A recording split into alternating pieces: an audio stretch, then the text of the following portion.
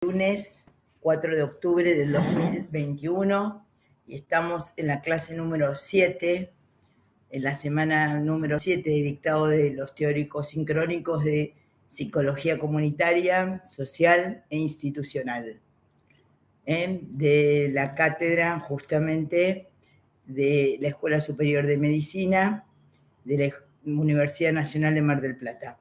Bueno, como les digo siempre, mi nombre es María Clara Areta, estoy a cargo, soy titular de la cátedra y hoy vamos a hablar de un tema muy importante que se llama la construcción social de la realidad.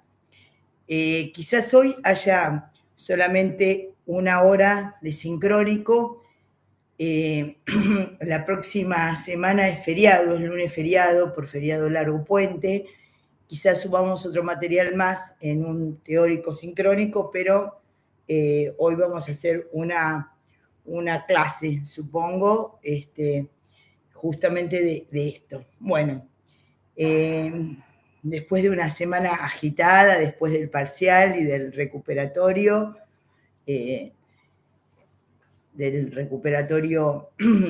domiciliario que hicieron, bueno, les doy la bienvenida a este nuevo tema.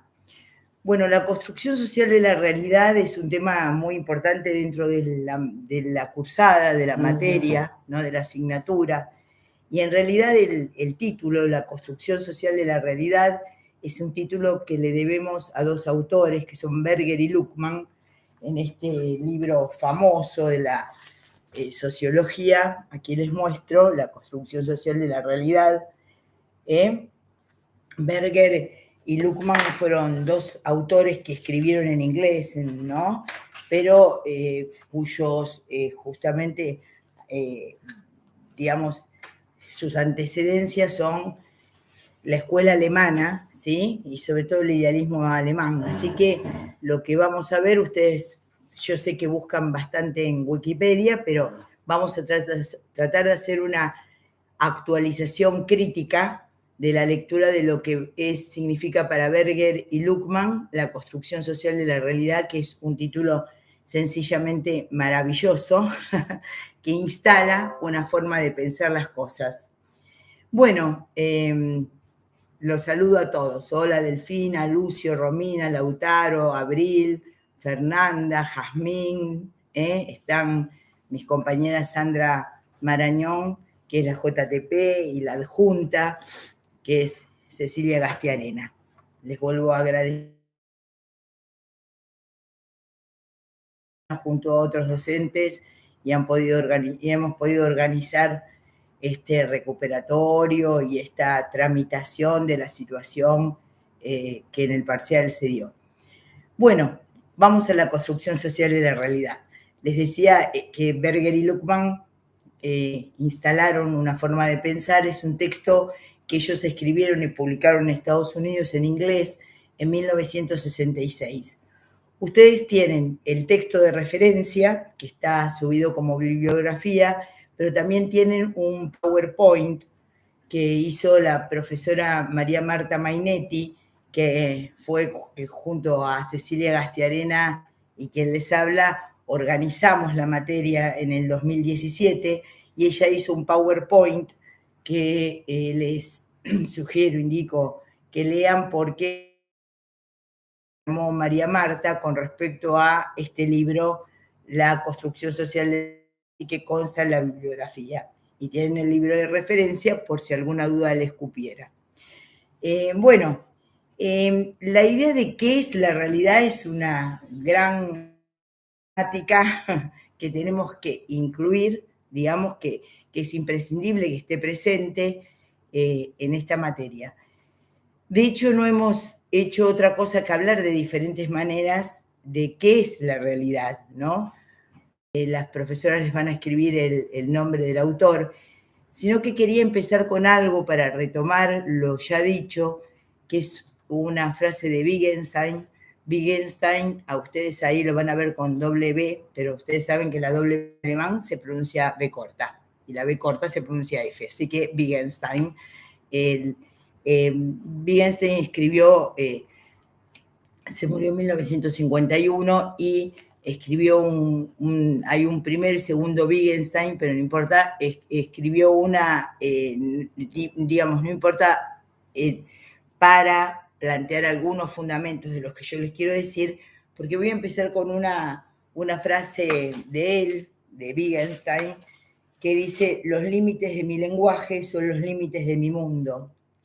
¿Y esto por qué es importante? Porque la materia de psicología comunitaria, social e institucional justamente trata de eso, trata de ver cómo, ya lo vimos en Freud, justamente tenemos que vernos en el malestar en la cultura con nuestro cuerpo, con la supremacía de la naturaleza, con nuestro cuerpo y con la relación con los otros.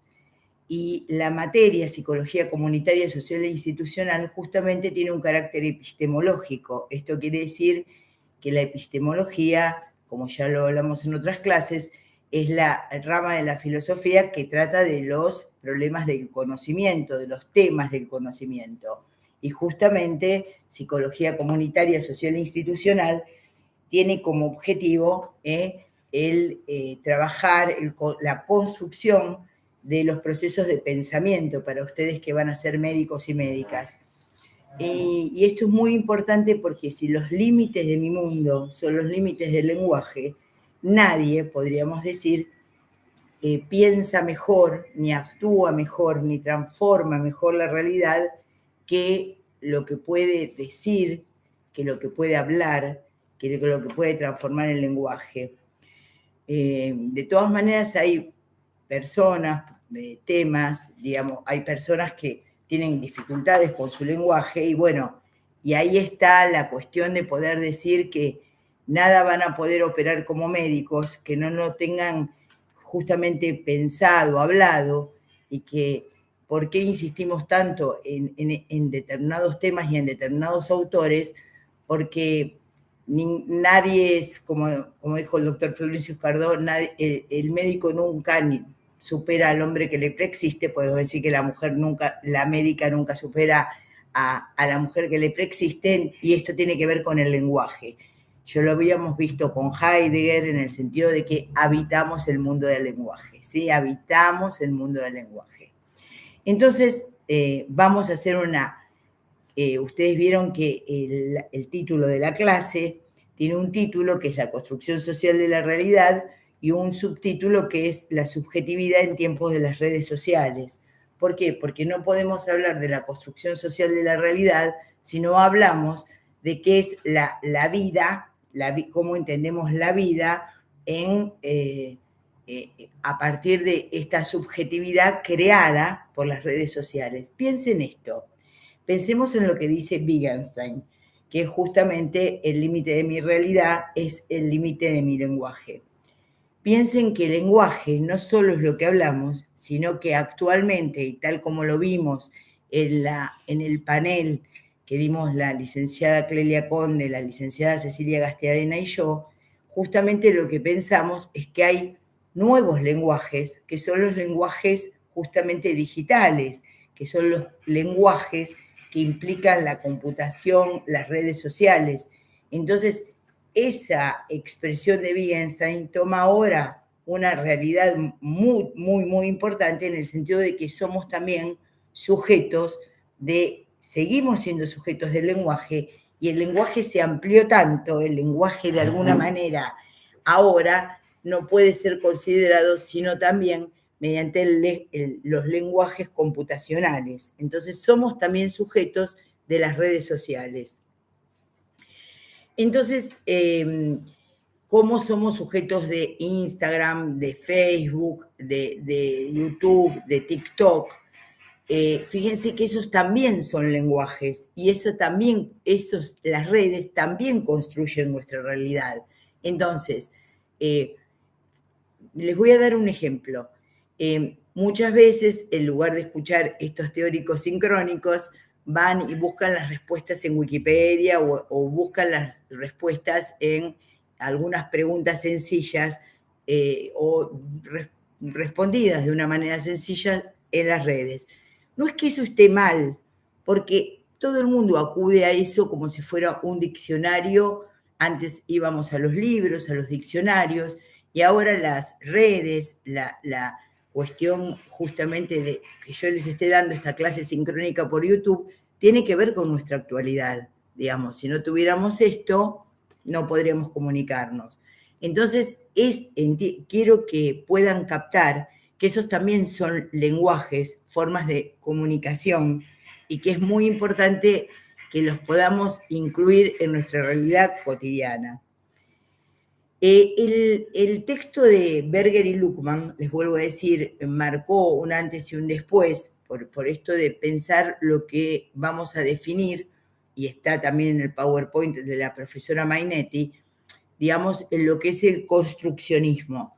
No tienen que confundir construccionismo con constructivismo, que es la primera cuestión, porque el constructivismo es un concepto asociado a la pedagogía y a las artes, y el construccionismo es el término correspondiente a la epistemología que estamos viendo.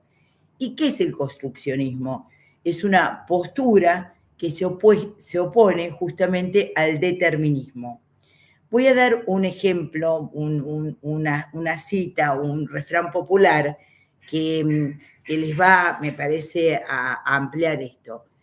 Si por el determinismo nosotros somos y tenemos nuestro destino destinado por nuestra naturaleza, nuestra organicidad, y les podría decir también nuestro nacimiento en clase social, el construccionismo justamente lo que plantea es que la realidad se va armando, y la realidad en la que nacemos no es necesariamente en la que morimos.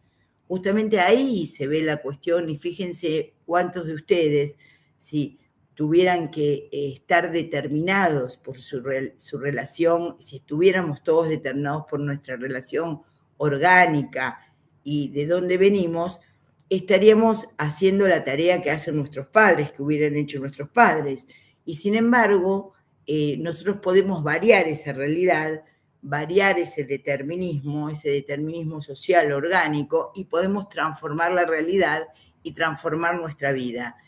El hecho de que haya universidades en el resto del país y no solo en Buenos Aires, por ejemplo, el hecho de que exista la Escuela Superior de Medicina en Mar del Plata, está pensada para las personas que no hubiesen podido viajar a la UBA o a La Plata para estudiar medicina, y entonces uno da la posibilidad de que cada uno de nosotros y de nosotras podamos armar la realidad, pensar la realidad, construir nuestra realidad, no solo a partir de determinantes orgánicos, sociales que nos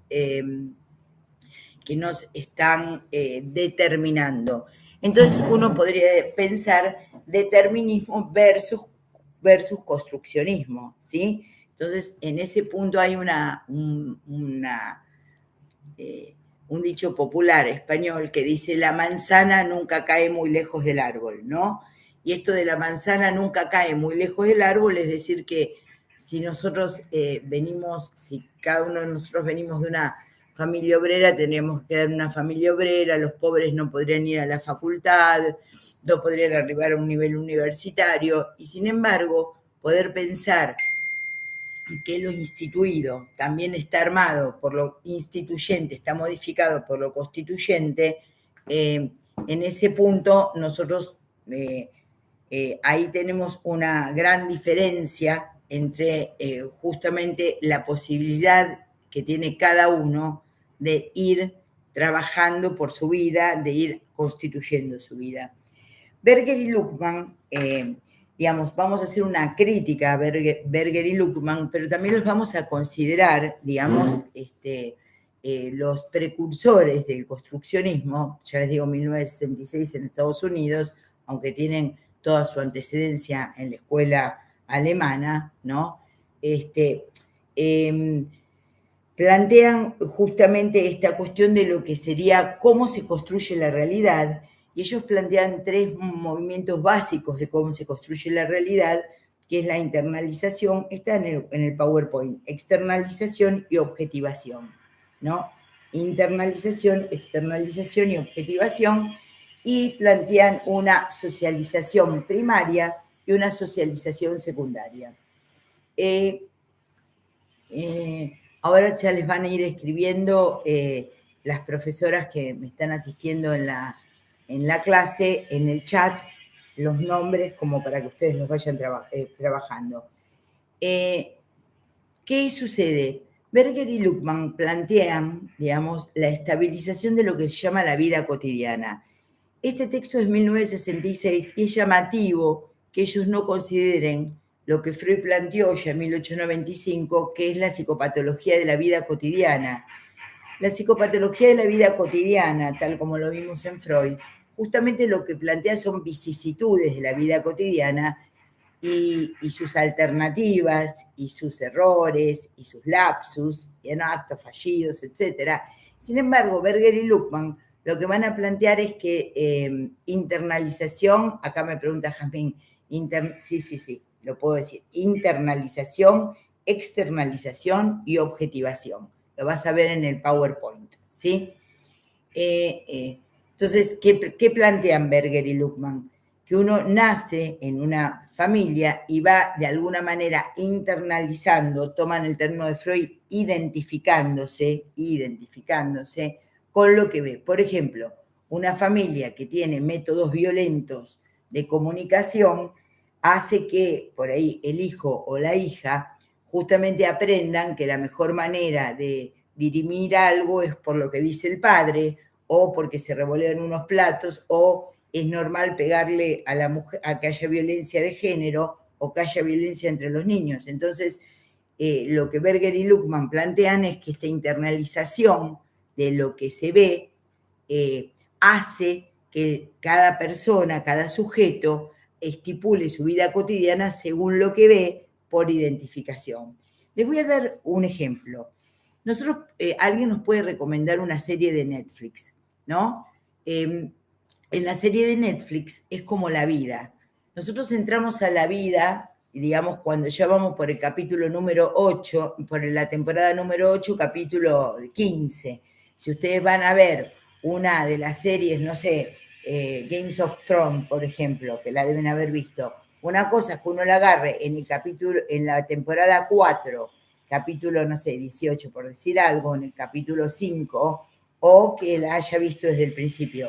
Bueno, la vida misma es como una serie en donde uno entra ya cuando la película está empezada. Y la idea de la cátedra, la idea de la asignatura Psicología Comunitaria, Social e Institucional, es que ustedes capten que uno entra en la vida, entra en la vida de esa manera, entra en la vida con la película empezada. Ya hay otros que pensaron, que vieron, digamos, que nos construyeron la realidad en donde estamos. Digamos, constantemente estamos trabajando en una realidad construida por otros que nos precedieron. Por eso somos deudores simbólicos de la realidad que nos precedió. Entonces, nosotros entramos tarde a la serie. ¿Y qué pretenden las materias sociomédicas? Que de alguna manera ustedes, como futuros médicos y médicas, entiendan que hay una idea de cómo se producen las realidades, cómo se producen los cuerpos, que los cuerpos no son únicamente orgánicos, sino que son cuerpos sociales, cuerpos que están en contacto con otros, con la naturaleza, con la relación en que, por ejemplo, se construye el cuerpo en las redes, ¿sí? Cuánto hay que pesar, cuánto hay que medir, cuánto hay que vivir, cómo hay que vivir, y todo esto va construyendo la idea de cuerpo que van a tener los pacientes que a ustedes les van a ir a consultar. Sus consultantes van a ser productos de una realidad ya instalada. Y ustedes también, y cada uno de nosotros también, es objeto de esa realidad ya instalada. Entonces, esto es el construccionismo, pensar que la realidad se construye, que no es una realidad natural, no hay una realidad natural. La realidad depende de procesos históricos, la realidad depende del lenguaje, y esto es muy importante. Tal es así que de allí algunas de las críticas que ahora, de una lectura crítica que ahora voy a intentar hacer sobre Berger y Luckmann. Por eso nos hemos apoyado también en el panel que hicimos con las profesoras que antes les citaba, que es hoy lo comunitario, lo social y lo institucional, junto con Clelia y con Cecilia, y nos hemos ayudado con otros, hemos actualizado con muchos más textos, pero yo voy a elegir dos de los que usamos. Uno es el de Sadim, ahí se ve bien, sí, Eric Sadim, ¿sí? Que es un pensador francés contemporáneo, que es el que se llama la administración digital del mundo, la humanidad aumentada, la administración digital del mundo, porque ¿qué sentido tendríamos? Si ahora te repito, Japín, ¿qué diferencia, qué idea, qué sentido tendría estar viendo textos que no incluyen lo que actualmente constituye nuestra realidad? ¿Se entiende? Entonces esto es la actualidad, poder pensar desde quienes construyeron los conceptos, cómo han ido evolucionando y transformándose.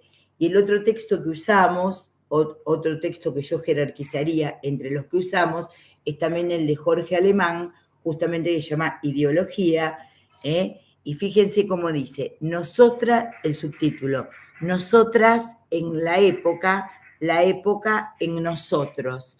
Ven como allí, en este punto de nosotras en la época y la época en nosotros, con el título de Ideología, Jorge Alemán logra justamente plantear el problema del feminismo y de las nuevas sexualidades, planteando directamente nosotras, ¿no?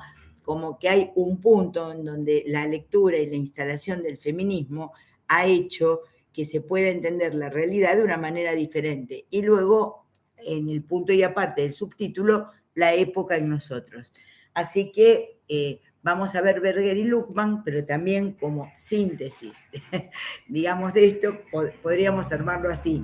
Berger y Luckmann, vamos a verlo así, con Jorge Alemán, autor argentino, digamos, psicoanalista argentino, y también vamos a trabajar un poquito, ojalá podamos hacerlo, con el libro de Eric Sadim, que mal se ve ahí, que es justamente la humanidad aumentada, la administración digital del mundo.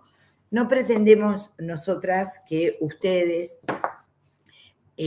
puedan leer en primer año todos estos textos, pero sí lo que les queremos plantear es que tenemos la dificultad que para dar estas clases, que parecen muy, muy sencillas y cotidianas, hemos tenido que leer muchos libros y también repreguntarnos cómo dar la materia, porque la materia se podría dar como en 1970, vieron, solamente con algunos afiches y algunos textos, pero justamente la idea del sincrónico es que nosotros veamos las preguntas que a ustedes les surgen ahora.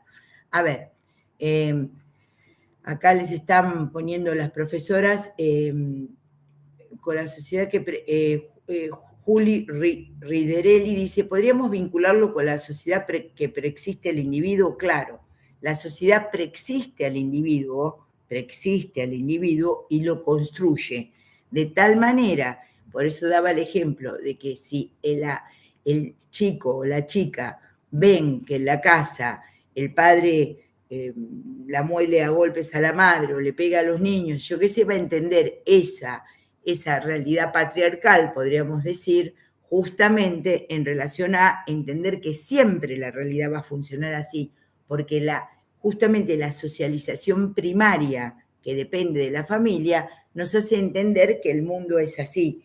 Si ustedes siempre tienen puesto en la televisión en determinado canal, por ejemplo, van a entender que la realidad es como las que les dice el conductor de ese canal de televisión. Entonces, si ustedes ven determinados TikTok o ven determinadas series, no sé si ustedes usan Twitter, no creo, pero Instagram sí y TikTok también. Entonces, de alguna manera hay situaciones de la realidad que se las están dando, que las estamos incorporando sin darnos cuenta. Esto es lo importante y esta es la construcción social. Si el lenguaje es límite el lenguaje que tengo es límite de la realidad en la que vivo, fíjense que ahí lo que aparece es como la dimensión de la palabra es constructora y justamente modificadora de la realidad que tenemos. ¿Cuál es? Ustedes van a ver el PowerPoint de la licenciada, de la doctora Mainetti, ¿no? Y van a ver lo que dice Berger y Luckmann. ¿Qué entendemos nosotros como una crítica a lo planteado por Berger y Luckmann? Bueno, Jazmín, ahora te respondo. Justamente es la primera, creo que es la segunda diapositiva o no, filmina, no sé cómo carajo se llama, del PowerPoint. El construccionismo lo que plantea es que hay transformación de la realidad a partir justamente del lenguaje y de lo social, que la realidad se construye, se arma, y el sujeto es justamente aquel que, producto de esa realidad que se constituye por el lenguaje y se va variando. En cambio, el determinismo está más asociado a lo natural y uno podría decir, donde naciste, quedaste. El determinismo es, bueno, vieja, vos naciste de padres pobres, con poco campo simbólico, con poco capital simbólico, bueno, vos te tenés que quedar ahí, tenés que hacer lo mismo que hicieron tu papá y tu mamá, porque ahí estás determinada por eso. El construccionismo justamente lo que plantea es que las modificaciones de la realidad van haciendo modificaciones sobre la subjetividad.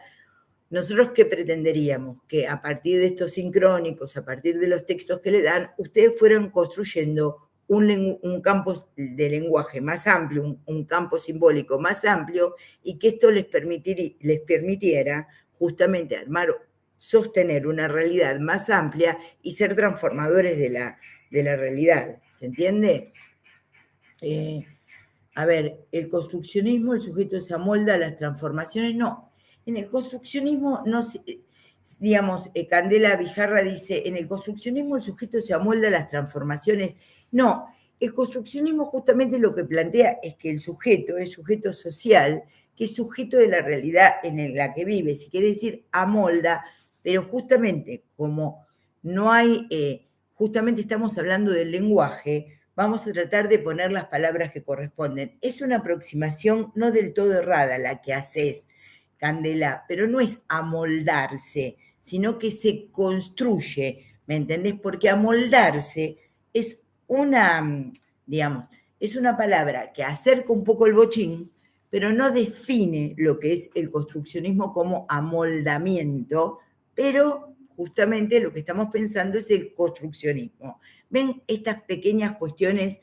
Se podría pensar el determinismo como la internalización y el construccionismo como la externalización. No, Valeria Soria, no es de esa manera, porque justamente el determinismo lo que plantea es que hay ciertas cuestiones precedentes más relacionados a lo natural y a permanecer en el mismo lugar en donde no es correcta esa asociación que estás haciendo. Es muy buena la pregunta, pero justamente lo que se va, piensen que la palabra construcción es lo que se va armando, piensen en deconstrucción, construcción, ¿se entiende? Si nosotros, por ejemplo, el binarismo sexual pensado hace unos años no es lo mismo que pensar la teoría de los géneros actualmente. Entonces, no depende únicamente de que ustedes y cada uno de nosotros se amolde al discurso hegemónico, porque el discurso médico no es el único discurso hegemónico, de ninguna manera el discurso médico es el único discurso hegemónico. La idea justamente del determinismo es que haya un discurso hegemónico, digamos, de cómo se distribuyen los bienes, cómo se distribuye el capital ideativo, cómo se establecen las clases sociales, y el construccionismo justamente da la oportunidad de que se vaya transformando de alguna manera la realidad y entender, porque no es que uno es revolucionario y únicamente el otro es más conservador, sino que la realidad nos construye. Por eso está es una manera de, como dijo Bijarra, la cuestión de amoldarse, pero vamos a ir trabajando en la clase algunas cuestiones que tienen que ver con palabras más específicas. ¿Y por qué hay que lograr palabras más específicas? Porque la manera en que uno tiene palabras más específicas que va aprendiendo, eso va modificando la realidad de cada uno. De eso se trata. Por eso empecé con la cita de Wittgenstein, en donde justamente la especificidad, el logro de las palabras, el logro va armando la realidad. Vamos a pensar, no sé, en los temas de Charly García, en los temas de Spinetta, en los temas de canciones que escuchen ustedes, no son los mismos. No son, por ejemplo, si el Indio Solari dice, si no hay amor, que no haya nada, ¿no? Vida mía, no es lo mismo que decir, bueno, es muy importante que haya amor en la pareja, porque el amor, no es lo mismo lograr esa síntesis de lenguaje, esa síntesis de metáfora, esa síntesis discursiva, que decirlo de otra manera. Por eso el Indio Solari puede hacer canciones que nos conmueven a la mayoría de nosotros y de alguna manera otras personas lo que pueden decir, bueno, solamente quiere un touch and go y se va. Bueno, sí, digamos, lo que estoy planteando es que no es simplemente el lenguaje describe la realidad, el lenguaje construye la realidad. Entonces, según cómo hablemos, es la realidad que se configure, ¿se entiende? Es el hablar que construye la realidad. El hablar construye la realidad. A ver, denme algunos, muy buena esta pregunta del autor Esquivel, ¿el determinismo es un reduccionismo? Claro, el determinismo es un reduccionismo que no está planteado por Ana María Fernández, pero es un reduccionismo. Y también, muy buena pregunta, Lautaro, y también cabría la pregunta de preguntarse si el construccionismo es un reduccionismo. ¿Ves cómo epistemológicamente aparece una tensión, un conflicto entre determinadas situaciones, entre determinadas posiciones epistemológicas? Muy buena pregunta, pero también cabe la opuesta. Está muy bien, Lautaro. Acá Coral dice, se construye. Me mareé, dice Jazmín González. Bueno, a ver, desmareate y decime, ¿sabés, Jazmín, cómo salís del mareo? Si me podés preguntar algo, decime en qué te mareaste y ya te estabilizás otra vez. Voy a dar un ejemplo, a ver si nos podemos desmarear porque, ¿saben qué pasa? Cuando uno va aprendiendo cosas, uno se marea. No te asustes porque te mareaste. Es preferible estar mareado en algunos momentos de la vida y no estar siempre seguro y estúpido en el resto de la vida. Es preferible marearse y desmarearse. Porque, ¿saben qué? El lenguaje, el aprendizaje, la experiencia social de entrar en la universidad marea. Lacan lo llama goce del discurso. Es tan grande lo que uno está aprendiendo. Hay tantas ideas que uno se marea. Vamos a ayudarte a marearte y a desmarearte, Jamín. Viste que hay gente que es tarada, siempre piensa lo mismo y no le podés, es la necedad. Y en cambio no se marean nunca. En cambio uno se marea y dice, ¿por qué yo le comenté algo a fulano y no entendió? O por qué, claro, ¿cómo uno no se va a marear cuando tiene que aprender pares craneanos? ¿Cómo uno no se va a marear cuando tiene que entender la diferencia entre ósmosis y bomba de sodio-potasio? Uno se marea, justamente porque va aumentando el capital simbólico, y al aumentar el capital simbólico, esas palabras lo van modificando. Entonces uno se marea y se estabiliza, se marea y se estabiliza, pero hay que animarse a marearse, ¿eh? Y no es que se soluciona únicamente con Dramamine, no, hay que aguantar el conflicto que implica la incorporación y la oposición entre las ideas. Eso es algo que ustedes tienen que tener, algo que los va a convertir en mejores médicos y médicas que no repetidores absolutos de todo lo que pasa. Bueno, gracias Bela Altamirano, bueno, gracias a ver, nacen las preguntas, las grandes preguntas, claro, exactamente. Si podría explicar los procesos de internalización, externalización y objetivación. Sí, muy bien, acá Tomás Caldiroli le responde a pata de pollo. ¿Cómo me desmareo? Y dice, hay que romper la homeostasis. Exactamente, exactamente, Tomás, hay que romper la homeostasis, porque si no, el establecimiento de una homeostasis con espacios justamente en donde las soluciones siempre se estabilicen, es una manera de permanecer en lo mismo y no construir nada nuevo. Exactamente. Siempre crisis, justamente en griego, significa cambio. Entonces, cada vez que entramos en un cambio, entramos en crisis.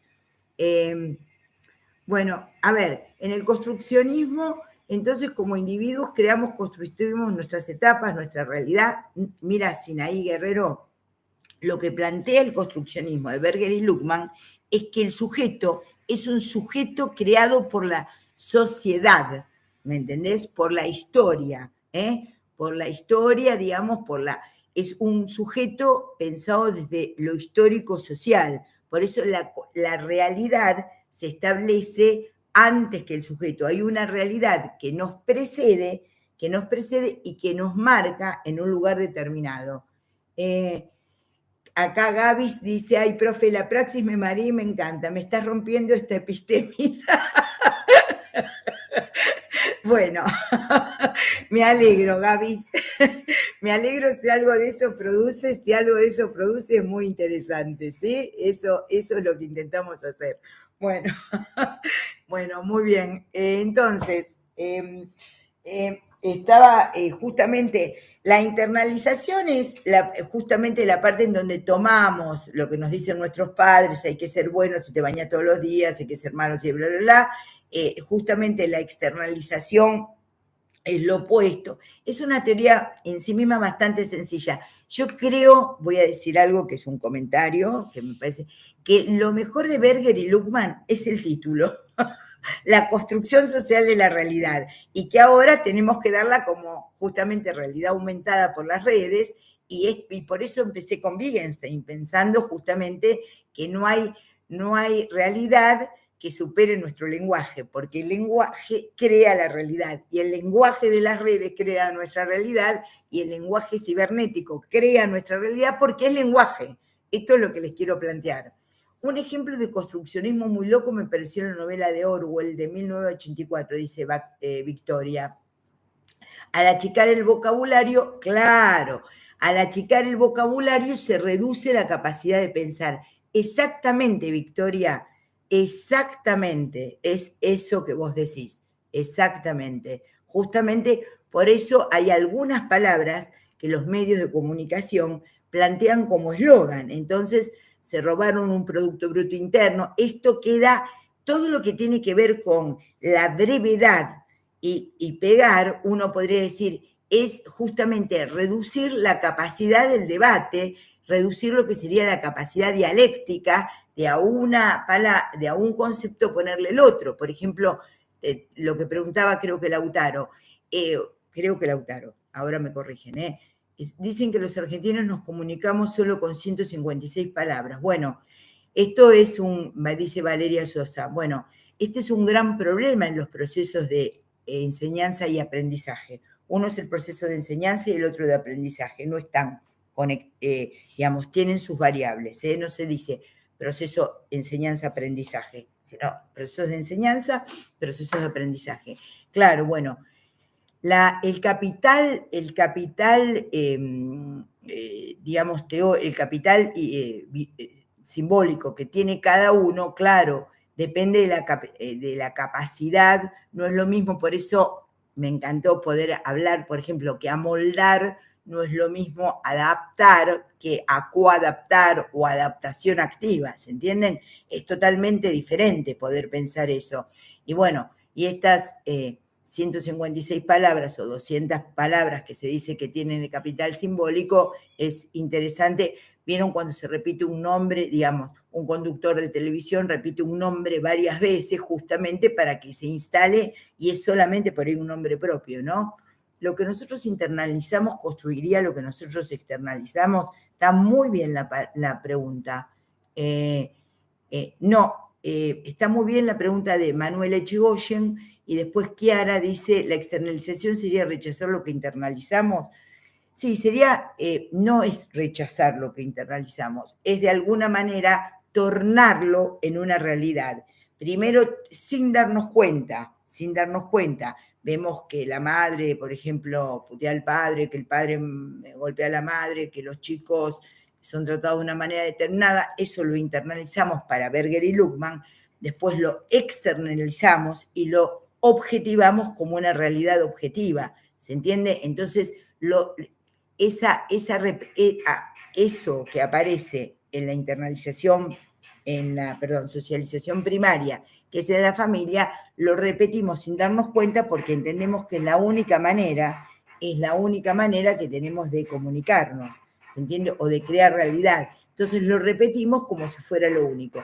Quería decirlo de las 156 palabras que planteó Victoria Goyeneche, que hay un trabajo de Levi Strauss, que es el creador justamente del estructuralismo, Claude Lévi-Strauss, que se escribe Strauss, pero bueno, como en francés se le dice Claude Lévi-Strauss, que él estudió los indios del Amazonas.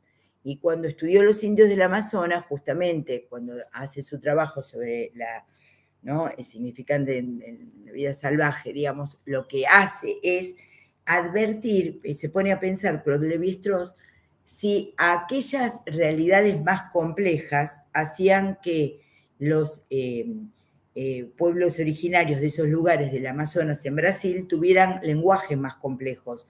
Por ejemplo, si tenían 5 plantas diferentes, la diversidad natural hacía una natural diversidad lingüística.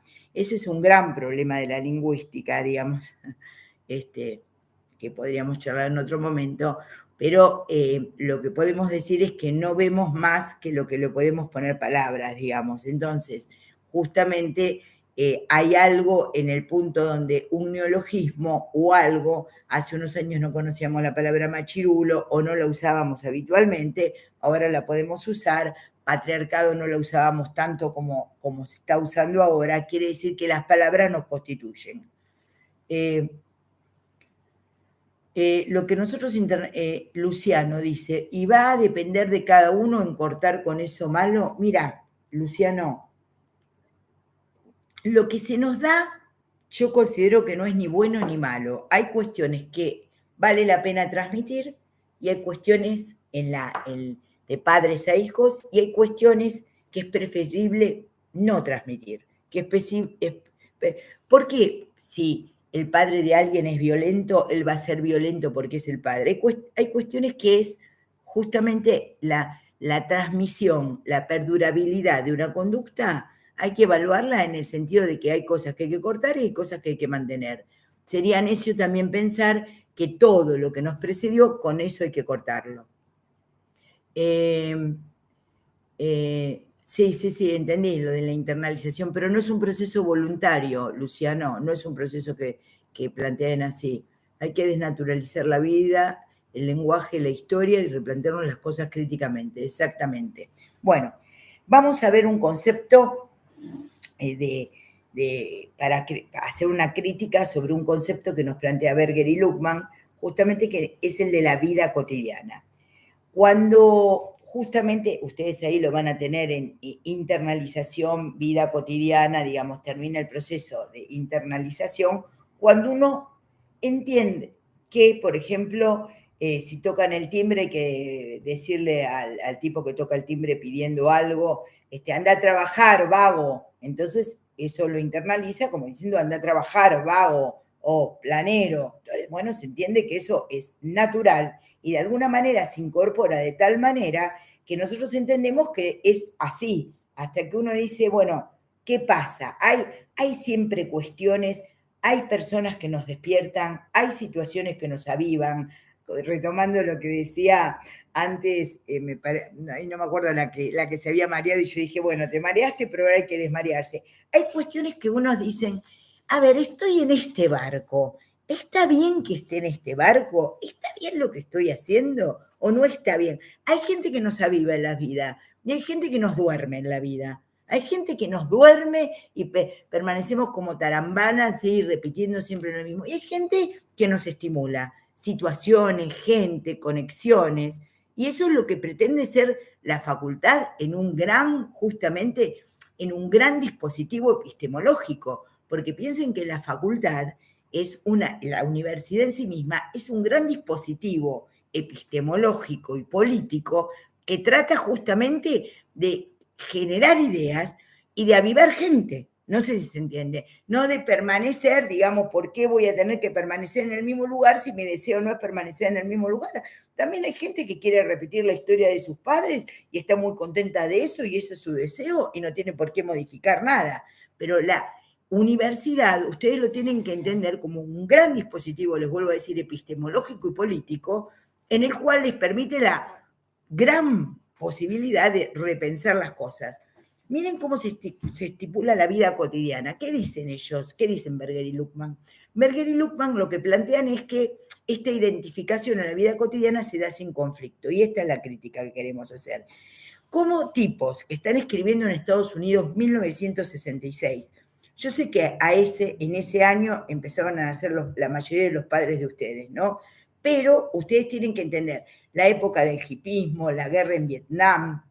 Estábamos a 2 años del Mayo francés, 1968. No van a pensar que el Mayo francés se organizó esa tarde. Vieron en un bar de París, salieron. Las ideas venían pululando.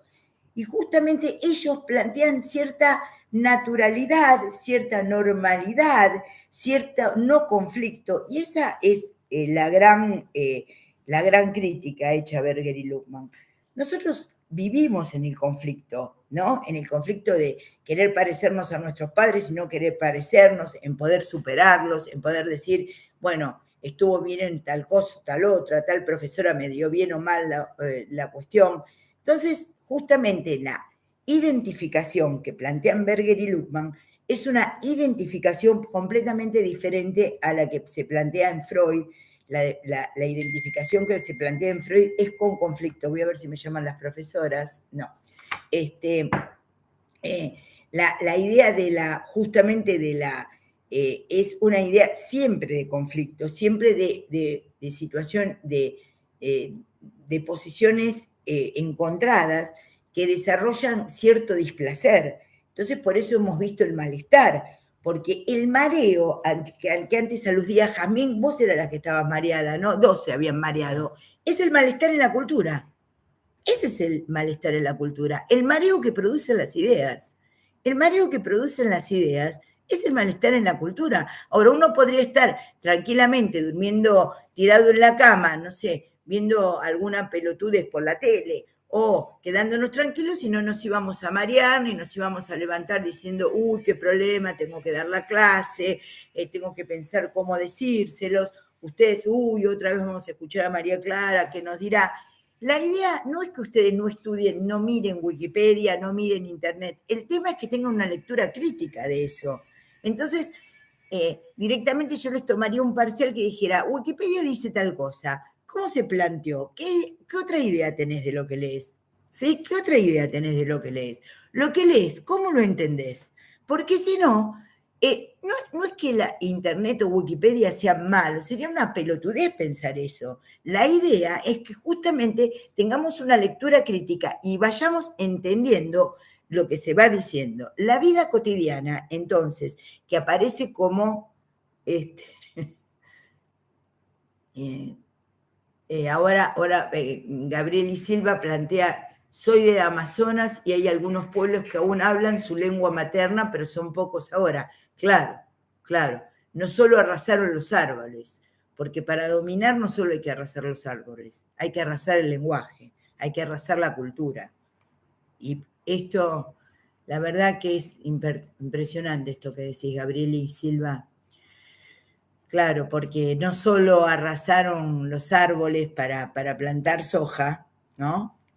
como ya sabemos, trayendo los desastres naturales que traemos, justamente hábitat y ecología, sino que arrasaron con el lenguaje.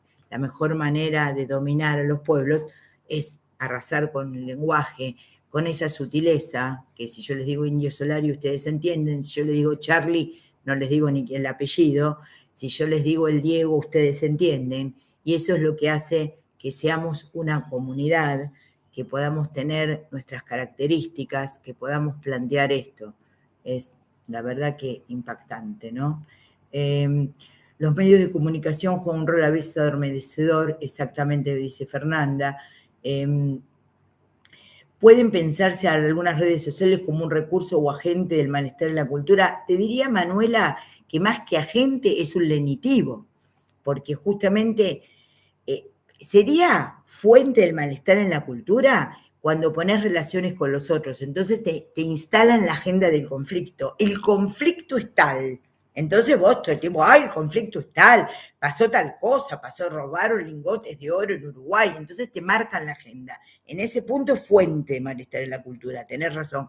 Pero también son grandes lenitivos, porque te dan la respuesta porque el tema que dan los medios de comunicación es que te dan el problema y su solución. Y justamente vos quedás perdida entre el problema y la solución. No sabés qué es lo importante, no sabés qué es lo menos importante y te dan fuente de malestar en la cultura y justamente el lenitivo del malestar en la cultura. Muy bien, muy bien. Puede pensarse a las redes sociales como un recurso, eso lo leí. Bueno, gracias, Evans, muy amable. Bueno, entonces esto de una vez que se arma la vida cotidiana para leer Berger y Luckmann, está todo como estabilizado y por eso se llama coercitivo. Lo van a ver en el PowerPoint, la profesora Mainetti. Se aprende como una realidad ordenada y objetiva y la vida es así. Bueno, déjame de joder. La vida es así, ¿viste? No me vengas con cosas raras porque la vida es así. Voy a dar el ejemplo de un niño, de uno de mis hijos, que siendo pequeño teníamos un perro, ¿no? Llamar perro al perro es duro porque uno los quiere tanto a los perros. Bueno, entonces teníamos un perro, entonces él en un momento ve que una persona, era un niño pequeño, le da de comer comida de la que estábamos comiendo a la mesa, ¿no? Comida de la que comíamos la familia. Y él dice, no, los perros comen comida de perros. Entonces yo le digo, sí, está en el garage, es una bolsa que se llama Royal Canin, supongamos, ¿no? Entonces yo le digo, sí, pero eso es ahora. Los perros eran lobos que se modificaron, comían la misma comida que los humanos, es más, a veces se comían a los humanos mismos, y eso fue evolucionando. Pero entonces me dice, ¿cómo? Los perros siempre no comieron comida de perros, ¿no? Siendo un niño de jardín, ven cómo se le normalizó la idea de que para darle de comer a Denver había que ir al garage, agarrar comida fabricada y darle de comer. Eso es una naturalización, porque nunca se pregunta de dónde vienen los perros. Un instante que voy a apagar la calefacción. Ahí está. Porque las ideas encienden el espíritu y calefaccionan a veces la mente, otras veces las enfrían, ¿no? Pero bueno, la idea, ustedes fíjense en este ejemplo de poder pensar justamente que los perros siempre existieron y que los perros comieron siempre Royal Canin, ¿entienden? Entonces uno podría decir, bueno, o Eucanuba. Entonces, la idea de que el perro fue un lobo modificado, bla, bla, bla, domesticado y entró en manada y que años después un tipo descubrió que es mejor, más cómodo. Ven, todo es una idea desarrollada, pero como uno ve la fotografía de la vida, entiende que siempre fue así.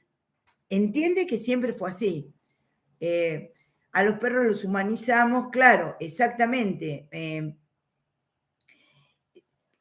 Emilio Moyano me pregunta, ¿la vida cotidiana de Berger y Luckmann es determinista?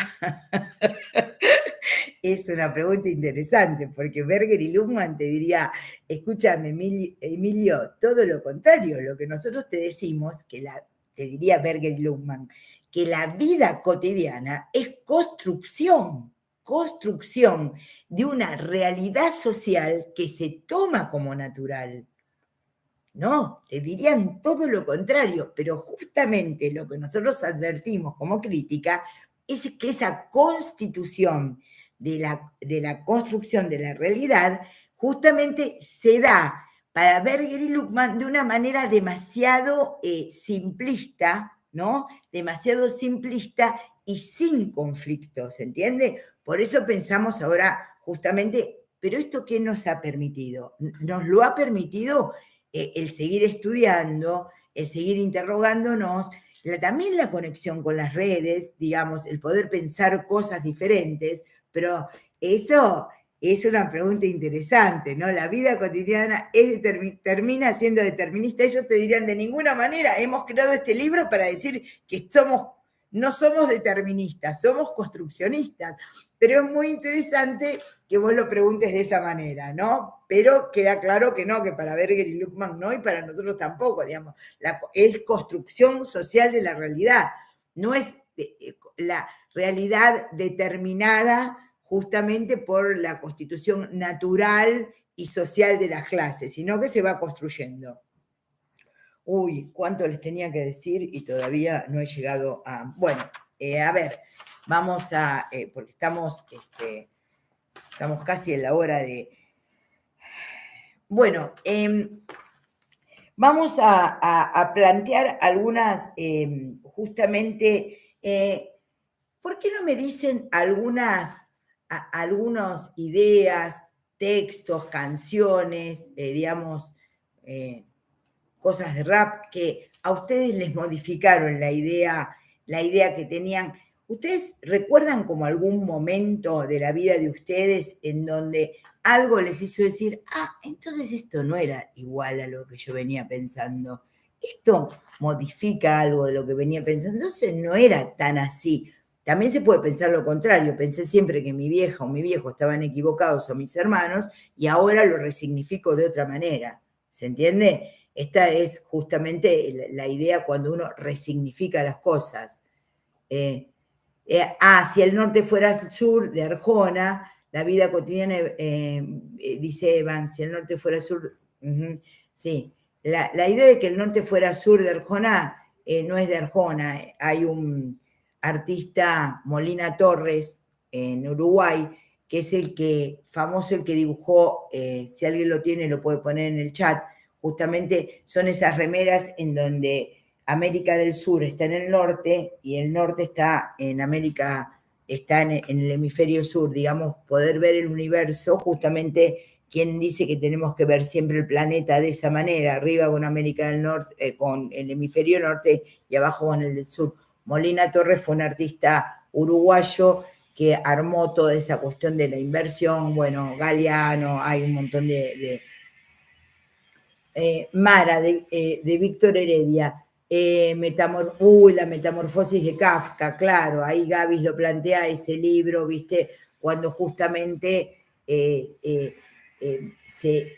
digamos, está la transformación del personaje. Ahora, a ver, las profesoras me dicen cómo se llama, me olvidé cómo se llama el personaje de la metamorfosis, pero justamente Gregorio.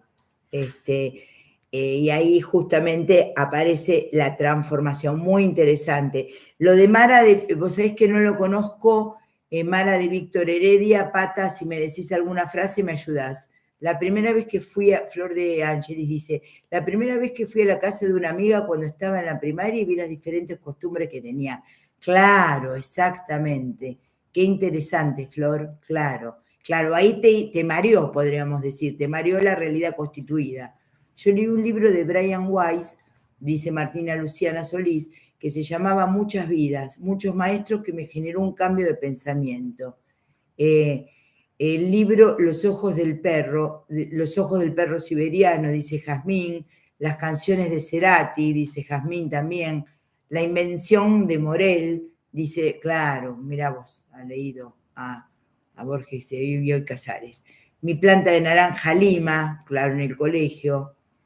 Cuando resignifico, Lara dice, cuando resignifico cosas en terapia, claro, justamente el dispositivo del análisis es, mira, tenés una realidad, alta suciedad de Calamaro, totalmente, coincido totalmente. Acá Mara me aporta algo de Víctor Heredia. Mara, déjame sentarme aquí a pensar tan solo con vos. Claro, perfectamente. Bueno, yo ahora me acuerdo el impacto de escuchar la voz de Mercedes Sosa en el 83, después del exilio, después de la guerra de Malvinas, ir a Ferrocarril Oeste, escuchar la voz de Mercedes cantando María, María, de cantar cambia, todo cambia, y el efecto justamente de mareo y conmoción y emoción que producía la voz y las canciones de ella. Acuérdense que Mercedes Sosa, el primer disco que grabó se llamaba Canciones con Fundamento. Y era justamente poder plantear qué significamos nosotros, ¿no? Sí. La película Infinitos, Padre Rico, Padre Pobre, bueno, mira vos, El Principito. La película Infinitos, no la vi, Manuela. Puede ser el siglo XX Cambalache. Sí, a cada uno, volvemos al ejemplo del náufrago de Sinaí. Sí, cada uno va a tener sus experiencias. Entonces, la realidad cotidiana es lo que se naturaliza por incorporación. Pero no tenemos, ¿qué diría Berger y Luhmann? Che, pibes y pibas, no dejen de pensar que esa es una construcción social. Bueno, vamos a ver si podemos dar otra clase la semana que viene, aunque no tengan clase, armar alguna cosita como para ampliar algo más de lo que hoy hemos justamente pensado como la construcción social de la realidad. Voy a terminar leyendo el último, si lo encuentro, ¿no? Voy a terminar leyendo el último esquemita, la última filmina, parezco Alberto hablando de filminas, la última diapositiva, justamente que en las conclusiones que saca, que María Marta planteó, los sujetos construyen la sociedad y a la vez son construidos por esta, hasta el final del Power. El sujeto es resultado de la interacción colectiva, el conocimiento se produce, hay interdependencia entre conocimiento y acción, la subjetividad es un universo de significaciones construidos colectivamente a partir de la interacción, la intersubjetividad puede definirse como el vivir humano en una comunidad histórica y social, en la vida cotidiana se construye el mundo intersubjetivo del sentido común, la doxa. La sociedad es un proceso dialéctico de tres movimientos: externalización, objetivación e internalización, y a través de estos procesos de la sociedad se mantiene y a la vez se transforma. Bueno, este es el último de las diapositivas que aparecen en el PowerPoint. Bueno, gracias a los que han participado, gracias a los docentes y compañeras que me acompañan en este sincrónico. Y bueno, ya está, ahí está la profesora Marañón, pone ahí, ya está la bibliografía de Berger y Luhmann en el campus, y también tienen, porque por ahí lo importante es, tienen Berger y Luhmann, tienen el PowerPoint de Berger y Luhmann y tienen la crítica a Berger y Luhmann que hemos hecho en este sincrónico, y cómo por ahí la construcción social de la realidad para hoy, 2021, tenemos que justamente leerla también con los autores que han venido escribiendo en esta época. Por ejemplo, hemos elegido a Jorge Alemán y a Eric Sadin, ¿sí? Con la realidad aumentada. Bueno, muy bien, me despido. La semana que viene no hay sincrónico. Vemos cómo seguimos, ¿sí? Les mando un saludo cordial y afectuoso y espero que de la vida cotidiana puedan hacer un lugar más amable, más inteligente, de mayor interconexión, y que la materia les ayude a transitar la vida universitaria que empieza, ¿sí? Un gran cariño para todos ustedes, les mando un beso y gracias a mis docentes y a ustedes, los estudiantes. Nos vemos dentro de 2 semanas, pero vamos a ver si subimos algún material más, si es posible. Bueno, Que les vaya muy bien, éxitos, cariños y que pasen un buen fin de semana largo. Chau, chau. Gracias. Cariños.